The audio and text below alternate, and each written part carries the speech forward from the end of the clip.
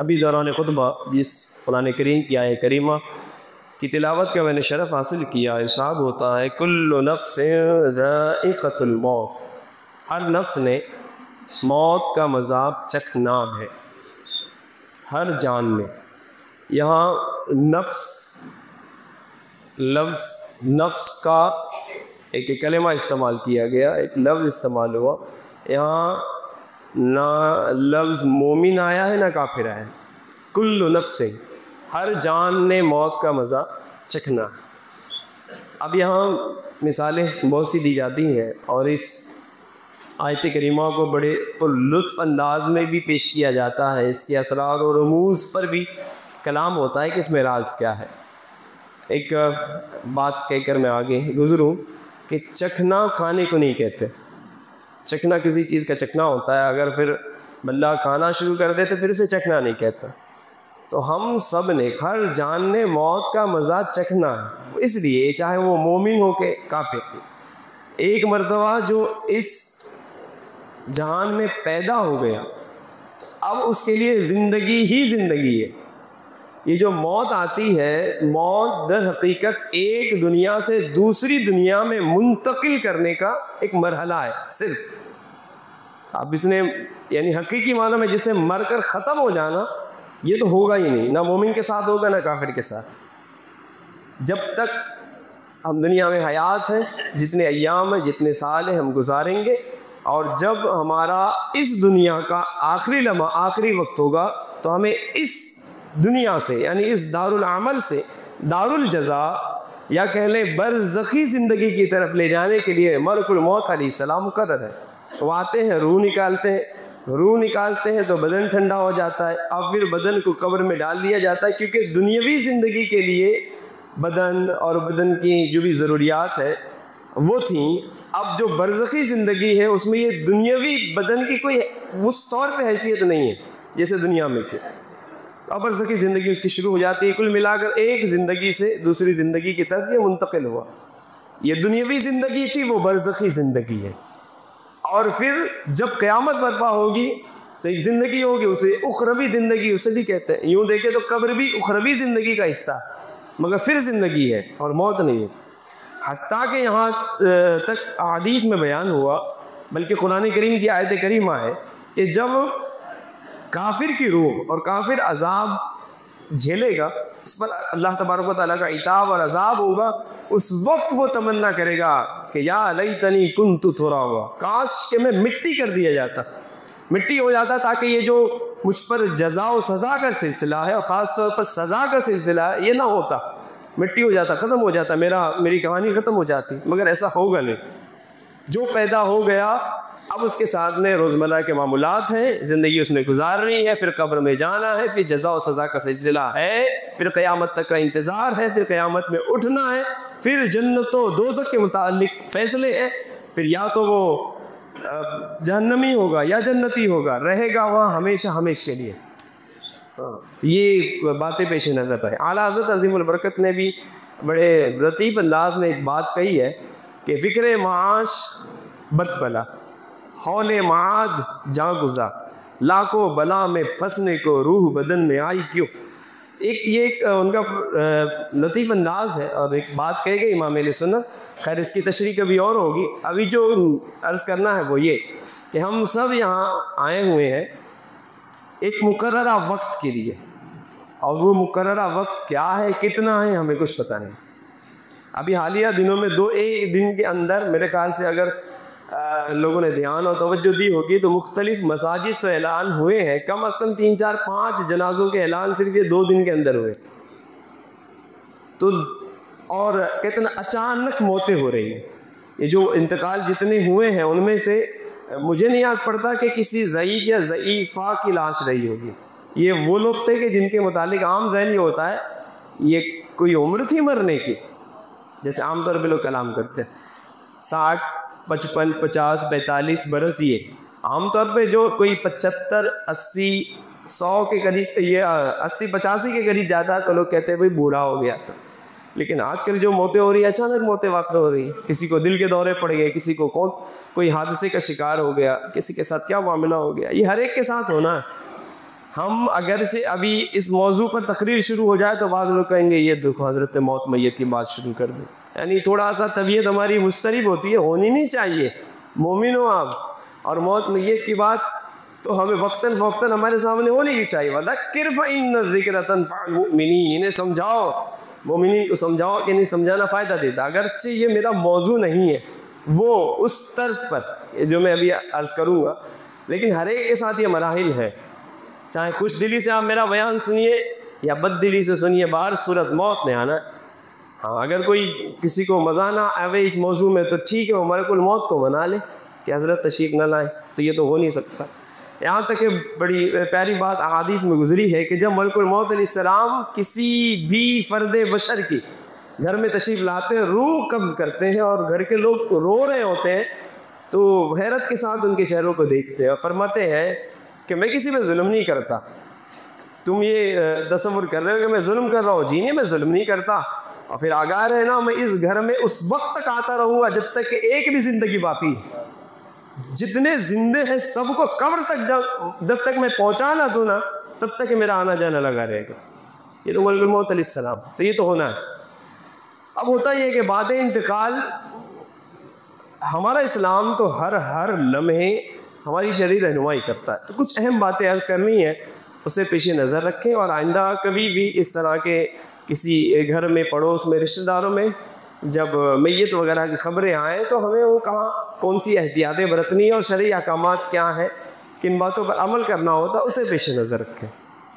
ایک تو اہم ترین بات یہی ہے کہ جیسے کسی کے گھر میں فوتگی ہو، اب اس میں گھر والوں میں جو اہم ترین بڑے لوگ ہوتے ہیں ان کی یہ ذمہ داری ہوتی ہے کہ خصوصاً جو اسلامی بہنیں ہوتی ہیں ان کو تاکید کریں۔ ہوتا یہ ہے کہ دیکھیں جو مصیبت آئی وہ آ چکی، اب ایسی مصیبت آنے پر واویلا مچانا، شور کرنا یا نوحہ کرنا، آوازیں بلند کرنا، یا اللہ تبارک و تعالیٰ کی ذات پر اعتراضات کرنا، یہ جو بھی کرے اس کے احکامات اپنی جگہ، مگر اس طرح کرنے سے فوت شدہ شخص نے دوبارہ زندہ تو نہیں ہو جانا، تو معاذ اللہ اس کی اجازت نہیں ہے کہ کوئی اللہ تعالیٰ کی ذات پر اعتراض شروع کر دے، شکوے کے الفاظ بولے، اس طرح سے ایمان عقیدے سے بندہ ہاتھ دھو بیٹھے گا۔ اس پر کنٹرول چاہیے، سمجھایا جائے، گھر کے لوگوں کو تاکید کی جائے، ایک سلسلہ۔ پھر اب جیسے ہی کسی کے فوتگی ہو گئی تو اب کام کیا کریں، ہر آنے والے بیٹھنے والے فقط اصالِ ثواب کریں،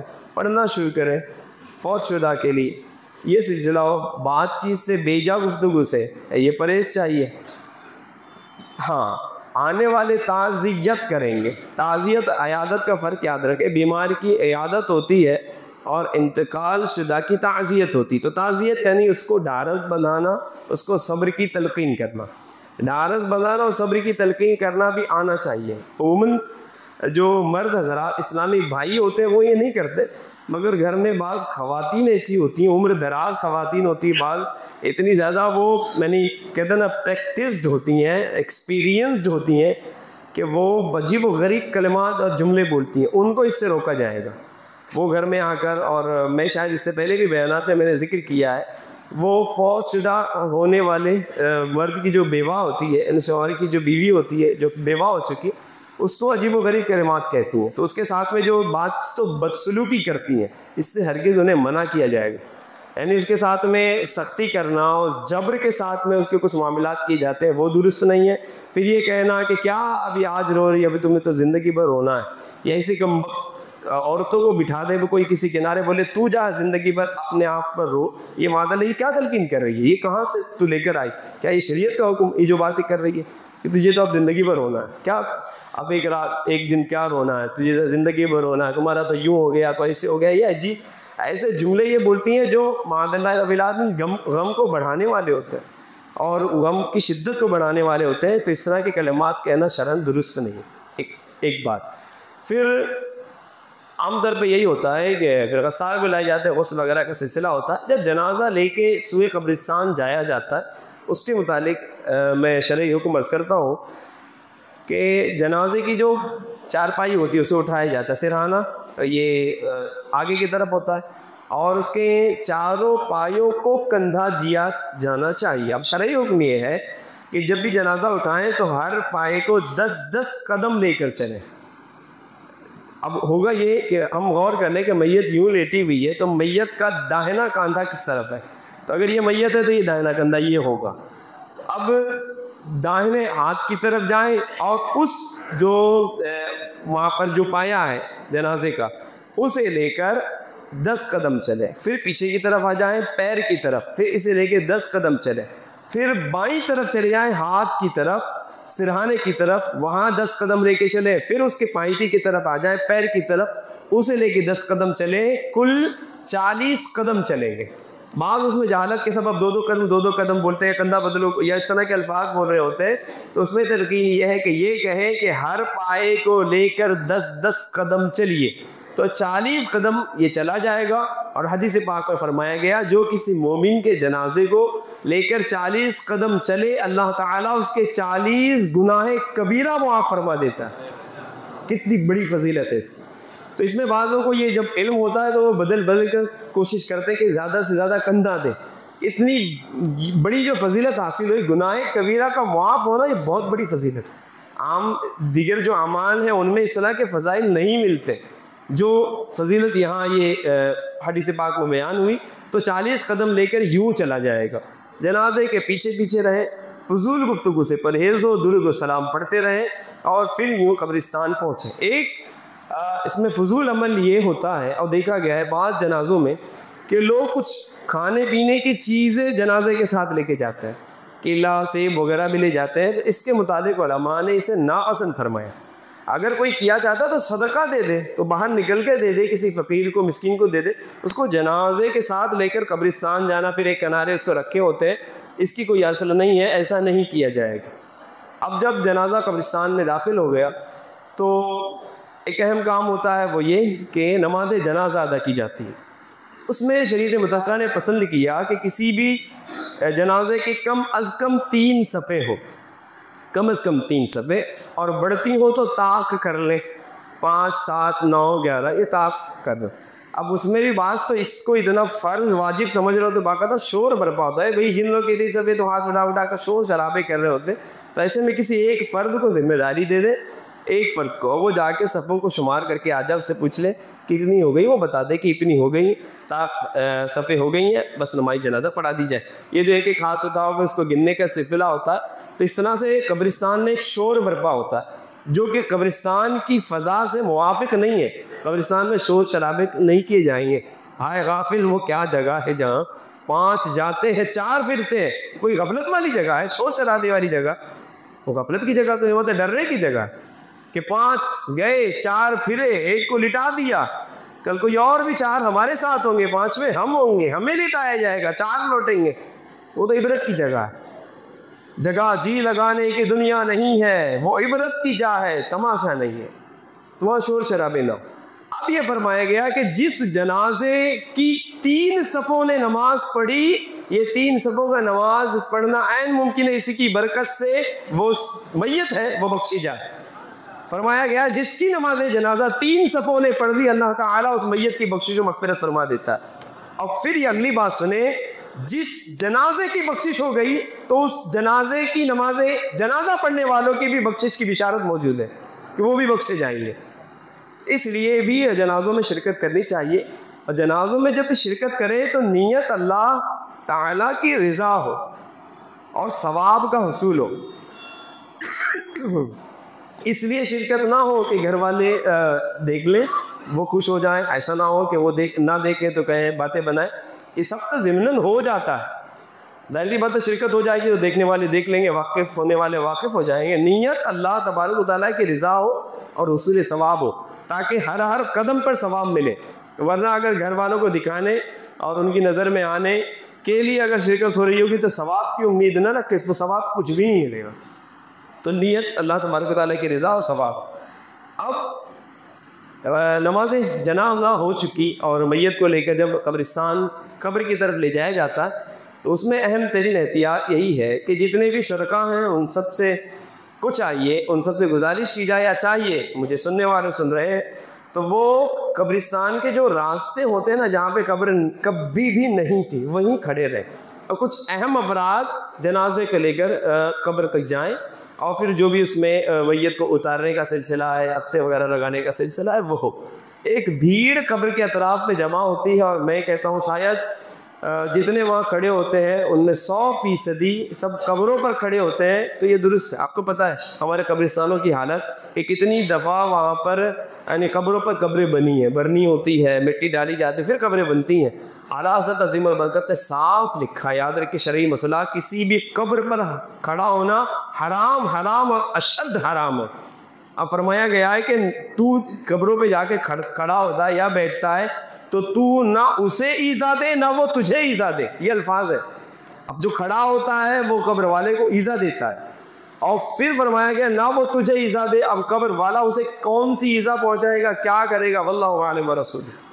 تو یہ بہت بڑا خطرہ ہے۔ اس لیے اب جیسے ہمارے قبرستانوں کی حالت ہے، اس سے علماء کیا فرماتے ہیں، بہت احتیاط کہ راستوں پر کھڑے رہیں، اور جب مٹی ڈالنے کا وقت ہو جائے تو کسی ایسے کنارے سے جائیں جہاں پہلے قبر نہیں تھی، لیکن اگر کچھ ضروری افراد کو جانا پڑ رہا ہے اور کوئی راستہ بھی نہیں ہے، اور یہی ہے کہ کوئی نئے راستے سے گزرنا ہوگا، پہلے قبر تھی، تو وہ توبہ اور استغفار کرتے ہوئے اور تمام ان قبر والوں کو ایصال ثواب کرتے ہوئے جائیں، اور اللہ کی بارگاہ میں توبہ بھی کریں کہ اب یہ عذر شرعی بن رہا ہے، نہیں جائیں گے تو میت اترے گی کیسے؟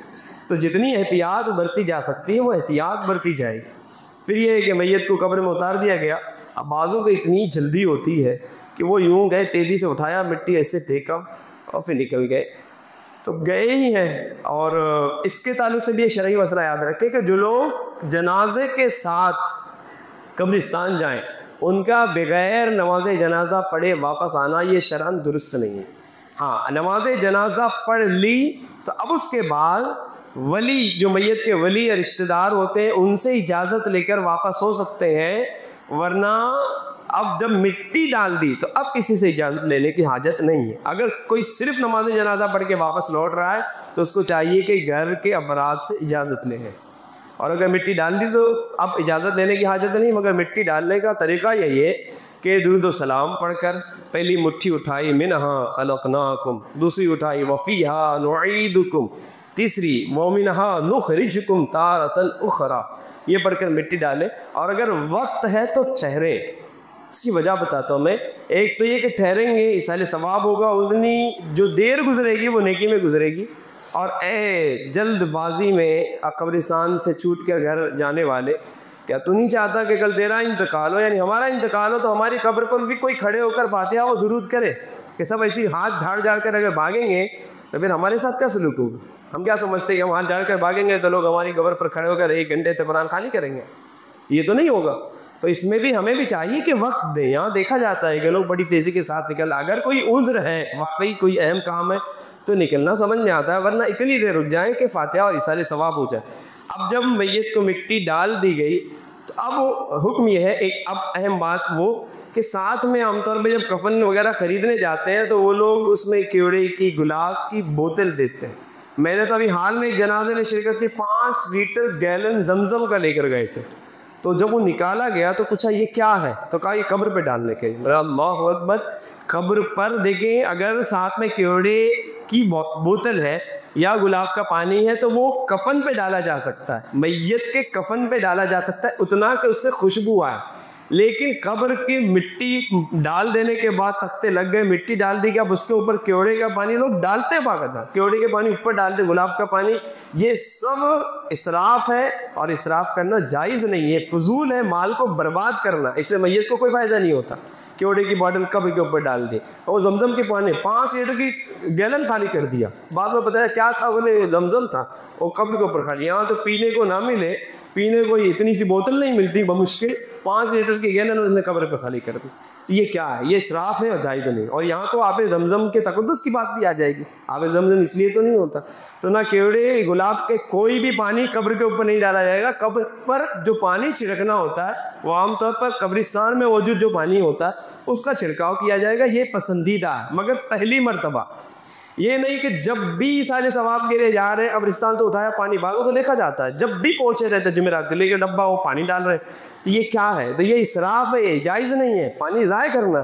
پہلی دفعہ ڈالا جائے گا، حکم شریعت ہے، باقاعدہ احادیث سے وہ ثابت ہے، تو پانی اتنا ڈال دے کہ مٹی بیٹھ جائے، اور اگر قبر پر کوئی پودے اگا دیے گئے ہیں تو ان کو پانی دیا جا سکتا ہے تاکہ پودا اگے. باقی اس پہ جو چادر ڈالی جاتی ہے پھولوں کی چادر یہ پسندیدہ ہے. فرمایا گیا ہری پتیاں گھاس یا یہ پھول پودے جب تک ہرے رہیں گے تسبیح کریں گے میت کا دل بہلے گا. یہ پسندیدہ ہے اور یہ کرنا چاہیے. اور اب واقعی قبرستان آپ چلے جائیں جو قبر بالکل اس پہ کوئی کسی بھی قسم کی چادر یا پھول پتیاں نہ ہو, عجیب سا ایک تصور بنتا ہے کہ یہ کیا ہے, لوگوں نے اتنا بھی انتظام نہیں کیا. تو چادر پھولوں کی چادر وغیرہ پیش کی جائے, اس سے یہ ایک تو اہل سنت کا شعار بھی ہے اور بقیہ وہاں احسان ثواب کا بھی سلسلہ ہو. اس کے علاوہ ہے قبر جب تیار ہو جاتی ہے تو ایک تلقین کی جاتی ہے, بہت اہم عمل ہے. اللہ اکبر, میرا وقت مکمل ہوا کہ آئندہ انشاءاللہ اس موضوع کو جاری رکھوں گا, مگر یہ بات عرض کر کے رخصت ہوتا ہوں. یہ جو تلقین والا عمل ہے کہ میت کے اوپر آپ نے دیکھا ہوگا بعض انگلی رکھ کے کچھ پڑھتے, یہ ہے کیا؟ احادیث میں اس کا تذکرہ ملتا ہے کہ جب مٹی ڈال دی گئی اب منکر و نکیر کی آمد کا وقت ہے اور منکر و نکیر آ جاتے ہیں. یہ نہیں کہ جب تک کہ 40 قدم ہٹیں گے نہیں منکر و نکیر آئیں گے نہیں, ایسا نہیں ہے. تدفین ہو گئی, تختے لگا دیے, مٹی ڈال دی گئی, منکر و نکیر تشریف لاتے ہیں. اب جب وہ تشریف لاتے ہیں تو یہ تلقین کی جاتی ہے. وہ ہوتی کیا ہے؟ یا فلاں ابن فلاں, نام لیا جاتا اس کا, اس کی والدہ کا, اور کیا کہا جاتا؟ اذکر, یاد کر, ما خرجت علیہ من الدنیا, تو دنیا میں کس حالت میں نکلا تھا. کیا؟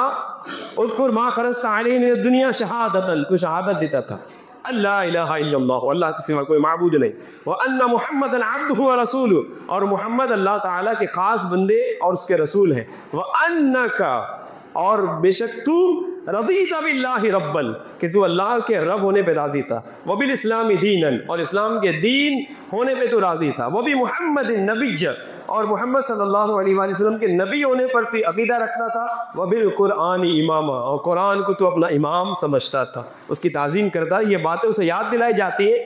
فرمایا گیا جب تلقین کر دی جاتی ہے منکر و نکیر ایک دوسرے سے کہتے ہیں اب اس سے کیا پوچھنا, اسے تو سارے سوالات قبر کے جواب بتا دیے گئے. سبحان اللہ. اور پھر فرمایا گیا یہ بہت بڑی بشارت ہوتی ہے اس میت کے لیے کہ جس سے تلقین کی جاتی. تو اس لیے علماء جو ہوتے ہیں نا, علماء یا بزرگ, ان سے کہیں کہ حضور تلقین کر دے, اور تلقین کے بعد اذان قبر دی جاتی ہے. اس کے لیے بے شمار فوائد و برکات ہے. انشاءاللہ اگلے کسی موقع پر اس سے متعلق بیان ہوگا.